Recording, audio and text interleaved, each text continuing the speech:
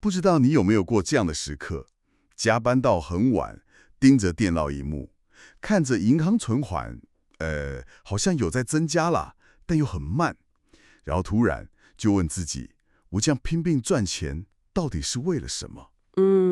这真的是很多人会问的问题耶。对呀，所以今天我们想来深入聊聊这个话题。财富除了买东西过生活，它还有没有更深一层的意义？嗯哼，很多人聊到后来会发现，钱本身好像不是终点，它更像是一个工具。一个工具，对那它的终极价值，也许藏在一个更长远的概念里，叫做遗产 （legacy）。，legacy，这边说的遗产，不是说继承多少房子、多少股票了，而是指你能留下什么超越自己生命长度的影响力。影响力这个词很重要。没错，这次的讨论是根据一份蛮有意思的文章，它就在分析怎么运用我们的财富，或者说不管财富多少，我们做的选择和行动，其实都在创造一份值得被记住的遗产。文章把它归纳成5个方向，还有一个关键的提醒，我们就一起来看看，这对你来说可能意味着什么。好啊，好，第一个方向叫做榜样传承。这听起来好像有点严肃，但核心很简单，就是做个靠谱的人。靠谱的人，你想想看，当你回忆起家里的长辈，脑袋里第一个跳出来的是他们银行有多少钱，还是他们做过的某件小事？通常是小事。对吗？像是阿妈每天早上坚持弄早餐，或是爸爸以前默默帮邻居修东西什么的。那些画面，很多时候就是这些不一定花钱的小事，定义了一个人。像文章里提到的张阿姨，退休后没事就去打扫社区的活动中心。一开始也没人理她扫她的，但久了邻居看到，好像被感动了，就跟着一起弄。她没花钱，也没拿大声公，但她的行动本身就是最好的榜样。这是用行动在影响人。对，还有那个开餐馆的老周，每天免费提供一些粥给有需要的人。这份善意后来也回报到他的生意上，甚至还影响了附近其他的店家。这些例子都点出一个核心：榜样的力量是来自持续地做对的事。而财富的作用在这里就蛮有趣的了。它不只是让更多人看到你做好事，那是更深层次的意义是，它可以将你的价值观系统化，让影响力更持久。系统化，这要怎么依据？就像稻盛和夫，他创办了2家世界级的公司，对吧？但他留下的不只是商业上的成功，更是他那个敬天爱人的经营哲学。我知道，像危机的时候不裁员，利润分享给员工。对，他的财富就让这套哲学，就是说可以透过出书、演讲，甚至直接落实在公司制度里传播开来。这就把他个人的信念变成了可以被学习、可以被复制的一种文化。我好像有点懂了。这就像是，把你家门口的灯变成可以照亮整条街的路灯。这个比喻很好。对，你有财富，你喜欢读书，可能就不止在家里办读书会，你可以去资助盖一个公益图书馆，影响范围就广了。所以是把个人的好变成一个可持续、可扩散的系统。正是这个意思。但这里有个很重要的前提，也是文章一直强调的，必须是真做事，而不是在作秀。作秀？对，文章举了个反例，有人捐了一堆盗版书去做慈善，结果被踢爆，形象整个大坏。哇，那真的很糟糕。所以真诚永远是榜样传承的基础，没有那个真诚的心，再多财富也只是空的壳子，留不下来的。真诚，这点绝对是基础。好，那接着我们来看第2个方向，守护传承。守护传承，简单来说，就是有意识的去保护那些很珍贵但可能会随着时间消失的东西。文章开头用了敦煌守护者樊锦诗的故事樊院长，对，他在那么艰苦的环境下，奉献一辈子保护那些千年壁画，还用科技做数位化保存。你想想，如果没有这样的人，那些宝藏可能就真的没了。真的非常了不起。这就让我们思考，我们身边有哪些宝贝也值得我们去守护。文章大概分了3类：知识、自然，还有文化。知识方面，像是老一辈会的那些传统手艺，什么编织啊、木工啊，或者是一些独门的配方，如果没有人接下来学，那真的就断了根了。像我外婆以前会做那种很可爱的虎头鞋，现在好像很少看到了。对啊，还有像中医药的一些经验方，或者传统戏曲、京剧啊、昆曲那些身段唱腔，都面临失传的风险。那自然方面呢？自然就比较好理解了，像是之前新闻报的，云南有些村民自发去保护村子里的红豆杉古树，还有大家知道的大熊猫保育，或者更近一点，保护我们旁边的小河、湿地不被污染，这些都是在为我们的下一代留下自然的火种。这很重要。文化方面，文章提到一个现象，就是年味变淡了。哦，这个很有感。春节、端午、中秋这些节日不只是放假吃吃喝喝，对吧？它们其实是文化的载体，里面藏着像是团圆呐、纪念呐、归属感这些，可以说是精神密码。精神密码，如果我们自己这一代都不太重视了，那下一代可能就更感受不到这些文化里面的东西了。确实。而财富在守护传承里面，很明显的，它扮演了一个关键的资源角色。资源就是钱吗？对，钱很重要。你想，修复敦煌壁画、建大熊猫保护区、资助老艺人生活，让他们可以专心传授技艺，这些都需要实实在在的那个资金支持。这倒是。但更有意思的是，文章提醒我们，守护不等于是把它锁在保险箱里。哦，那应该怎么做？不是要好好保护吗？保护没错，但关键在于活化，要让这些珍贵的事物想办法融入现代的生活，这样才能真正的传下去。活化，融入现代生活。对，想想看故宫的那些文创商品啊，我知道，什么朕知道了胶带之类的。对，他们把那些古老的文物图案、皇帝的朱批变成大家会喜欢、会买的时尚商品，还拍了很多纪录片，一下子好像故宫就变得很潮，年轻人都觉得很有趣。这倒是真的。这既是传播文化，也是一种可以自己赚钱、持续下去的经营模式。还有像传统戏曲，有些团队会尝试结合流行音乐，或者用现代剧场的元素去呈现，这就能吸引新的观众进来看，艺术才能有生命力嘛。也就是说，守护的目的其实是为了用，不是只是把它存起来。没错，财富能提供守护的本钱，但真正的传承需要找到让它在现代活起来的方法。你总结得很好，是活化才能实现真正的传承。好，接下来是第3种，社会传承。这个概念是说，我们的遗产不只考虑给自己的家人，也应该想想，怎么回馈给社会。财富不只让自己过得好，也要思考怎么帮助更多人，让他们也能过得好。这里面最核心的一个观点，也是常常被可能被误解的一点，就是要区分机会平等和结果平等。机会平等、结果平等这两个，有什么关键的差别吗？差别很大。追求结果平等，比如说要求所有公司员工薪水都一样，或者大学录取不看成绩，只看抽签，听起来好像很公平吗？好像有点怪怪的。对，因为这样会扼杀掉大家的动力。谁还会努力念书？谁还会拼命工作？最后可能导致整体水平一起下降。了解。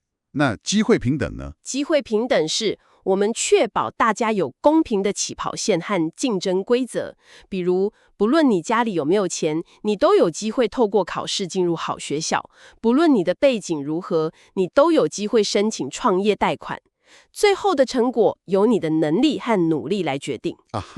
这才能真正激励每个人去努力，让整个社会保持活力和进步。所以社会传承的重点应该放在创造机会平等。所以目标不是直接给予，而是创造一个大家都能公平钓鱼的环境或机会。可以这样理解。你直接给一个贫困的孩子一笔钱，可能只能解决他眼前的困难。但如果你是资助他完成学业，给他一个和其他人公平竞争的机会，他未来可能彻底改变自己和家庭的命运。而且他成功之后，可能还有能力去帮助更多人。没错，这就是一个正向循环。而且这也不只是说，非常有钱的人才能做，普通人一样可以参与。哦，普通人怎么做社会传承？文章举的例子都很实在啊，比如说，老师多关心班上家境比较困难的学生，把自己的参考书借给他。上班族可能多关心一下自己独居的邻居长辈，帮点小忙。或者如果你是开小店的老板，愿意给身心障碍的朋友提供一个工作机会，而且是同工同酬，给予尊重。这些都是在为别人创造机会或者提供支持。对，这些都是在实践社会传承的精神。而财富的作用就是可以放大这种提供机会的能力。放大？你可以从帮助身边的一个人，扩展到资助一群学生上学。你可以从偶尔的关心，变成去创办一个专门服务弱势群体的公益组织。或者，你可以投资那些目标是解决社会问题的社会企业。你的帮助范围和影响力就大大提升了。了解。好，那我们来谈谈第4种，创新传承。创新，想想看，100年前和现在的生活差多少？以前用煤油灯，现在用 LED；以前靠写信，现在随时可以视讯。这些巨大的改变都要归功于那些敢于不一样、勇于创新的先行者。对，没有他们，我们现在的生活会很不一样。但这里有个常见的迷思。什么迷思？就是以为创新一定是要发明一个从来没有过全新的东西。好像是难道不是吗？很多时候不是，更多时候创新其实是用新的方法解决老问题。用新方法解决老问题。对，就像文章说的，餐馆老板可能没发明新菜，但他优化了点餐和出餐流程，解决了客人老是抱怨上菜慢的问题。这就是创新。老师可能没发明新的教学理论，但他用了动画、游戏化的方式来教学，解决了学生觉得无聊、没兴趣的问题。这也是创新。这样说我就懂了。甚至像马斯克的特斯拉，他也不是第一个发明电动车的人，对吧？但他聚焦去解决早期电动车那个充电慢、跑不远的痛点，建立充电网络等等，才让电动车真正有可能普及开来。所以创新的核心其实是有用，是为了解决某个问题，让事情变得更好。没错，这点非常重要。创新不是为了新奇而新奇，是为了更有用。那文章有提到，创新者好像常常会遇到困难啊，对。文章提到，创新者往往要经历一个过程，大概是4个阶段。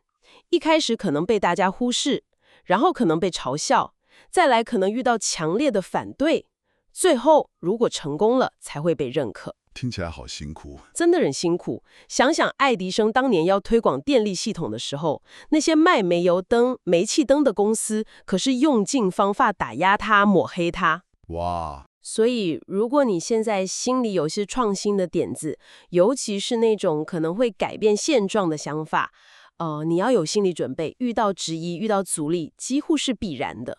那怎么办？放弃吗？关键还是回到刚刚说的，你的创新是不是真的有用？是不是真的在解决问题？如果是，就要坚持下去。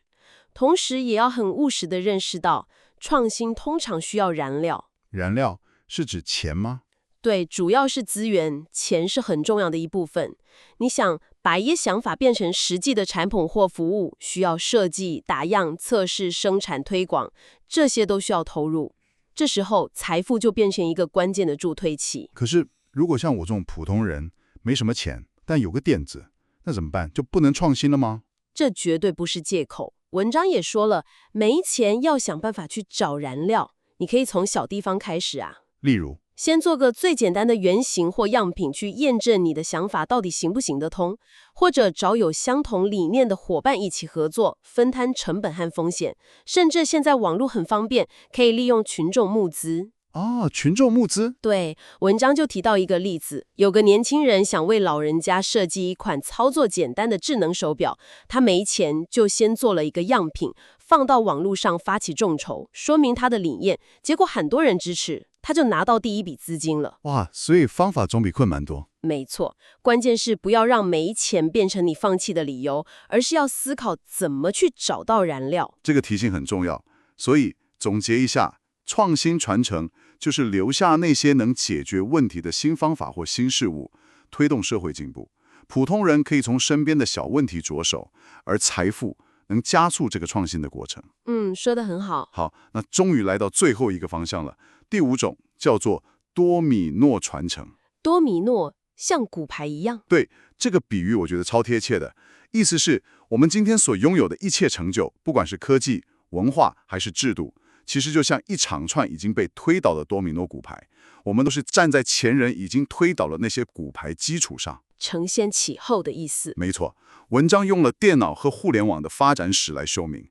你想想，电脑从最早冯诺依曼提出那个储存程式的架构，奠定了基础。到后来 IBM 做出大型商用电脑，然后比尔盖茨弄出 Windows 作业系统，贾伯斯做出 iPhone， 一直到现在，我们开发各种 App， 其实都是建立在前面这些人推倒的骨牌上。每一代都站在前一代的肩膀上。对，互联网也是。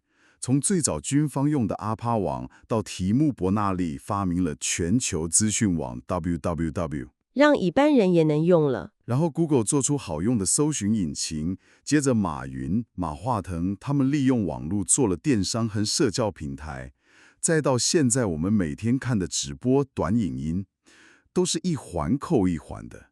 很少有什么是横空出世，完全从零开始的。这样听起来，好像都是那些科技大咖才能参与这个多米诺游戏。我们普通人，好像只能在旁边看。文章说不是哦，其实我们每个人都在这个游戏里。关键在于你要懂得去利用现有的成果，并且尝试去改进或延伸它。利用现有成果，再改进或延伸。对。比如说，你现在想开个网络商店，你直接用了像虾皮、Peach Home 这种现成的电商平台，这就是站在巨人肩膀上。如果你在经营过程中发现，好像包装可以再环保一点，或是客服流程可以更顺畅一点，你做了改进，那你就是在为这个多米诺链条贡献你的一点点力量。或者你是个自媒体创作者，你利用 YouTube 或 IG 这些现成的平台，如果你能开创出一种新的内容风格，或者用动画来讲历史，用不同的方式去呈现，这也是一种延伸和贡献。就算只是个上班族，你用了公司提供的办公软体，如果你想一个提高效率的小技巧，然后你把它写下来分享给同事，让大家工作更顺利，这也算。对，这也算在参与。所以你不必是那个第一个推倒骨牌的伟大发明家，只要你懂得沉潜，并且在这个基础上尝试去启后，哪怕只是做一点点微小的改进或分享，你都是 Domino 传承的一部分。这样想，好像门槛就没那么高了。对，而财富在这个传承里扮演的角色，就是让你有机会扮演更重要的角色，成为下一个巨人，去推动这个链条，产生更大、更长远的延伸。成为下一个巨人，比如说像软银孙正义，早期投资了阿里巴巴，他用他的资本去支持一个他看到有潜力的新创公司，这就大大加速了中国电商的发展。用投资的方式。对，或者是你可以选择去资助基础科学的研究，像是脑科学、新材料，这些研究可能短期内看不到成果，但却是在为未来几十年甚至几百年的突破奠定基础。这影响就很深远了。或者是你自己创业，利用现有的技术，比如区块链 AI， 去开拓一个全新的应用领域。财富就像一股强大的推力，可以启动更长远、影响更深广的链条反应。但不管是哪种方式，核心的心态都是一样的，要感恩前人打下的基础，并且时时思考我能为后面的人留下什么样的垫脚石。了解，感恩前人，为后人铺路。好，聊完了这5种传承：榜样、守护、社会、创新、多米诺。文章最后提出了一个我觉得是画龙点睛的提醒，哦，是什么？就是这一切归根究底，其实都是选择。选择。对，我们常常听到有人感叹：“哎呀，我没得选啊，环境就是这样啊。”但文章提醒我们，很多时候是我们选择了不去做选择，或者选择了安于现状。这点非常非常关键。我们无时无刻不在做选择，只是有时候我们没意识到。没错，下班回家，你是选择滑手机看剧放松，还是选择花半小时看点书学点东西？遇到困难，你是选择抱怨，然后停在原地，还是选择去寻找方法，冒点险尝试新的机会？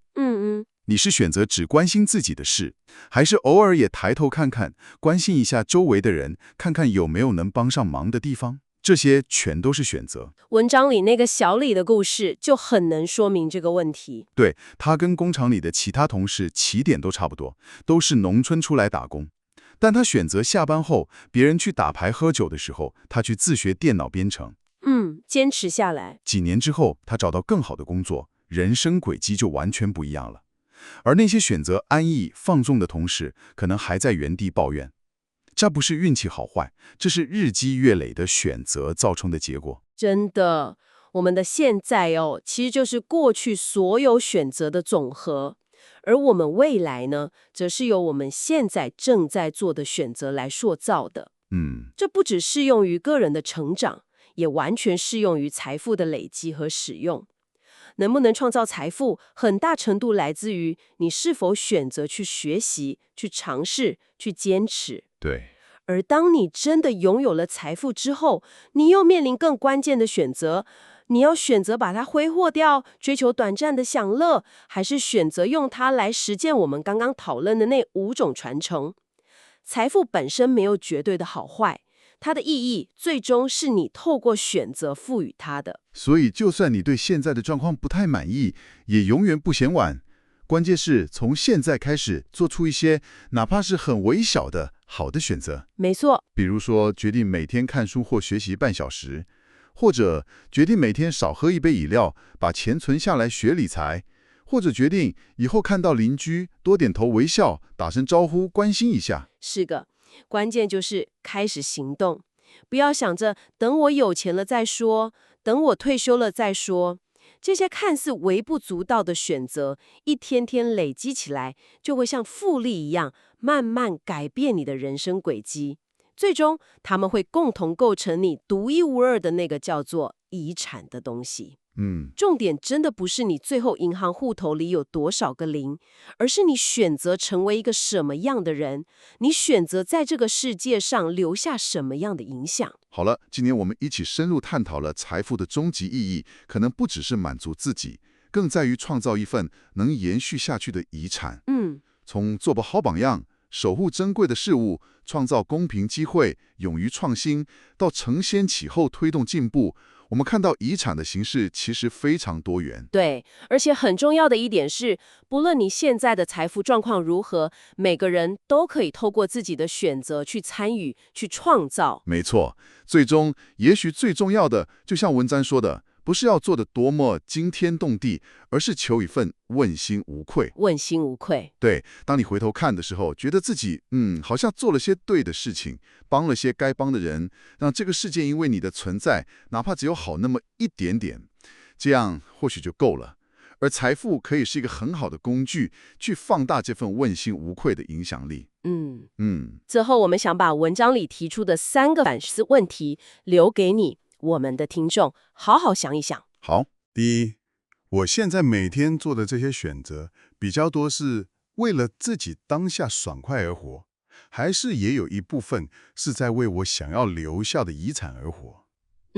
值得思考。第二，如果我现在手上突然多了一笔财富，我会选择用它来做什么？